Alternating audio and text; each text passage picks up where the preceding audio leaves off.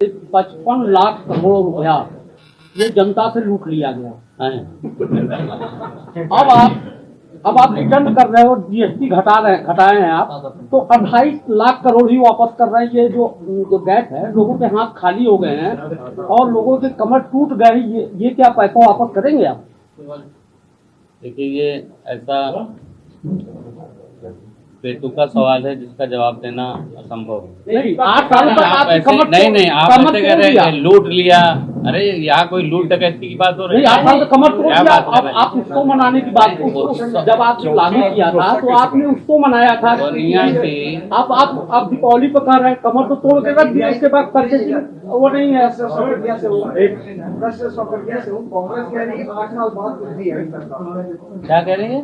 8 साल बाद सरकार ने सोचा, जो 8 साल पहले कह रहे थे उसको सरकार ने नहीं, उनके जो नेता है उनको चमत्कारिक बुद्धि आती रहती है। उसकी बुद्धि की सद्बुद्धि हम नहीं इस्तेमाल कर सकते। हम तो डेटा, हम काम कर रहे हैं, काम करते करते उस पर विचार कर रहे हैं और विचार करके जहां भी हम जनता को सुख समृद्धि दे सकते हैं उस पर कोई भी टाल मटोल किए बगैर तुरंत उसको देने का काम।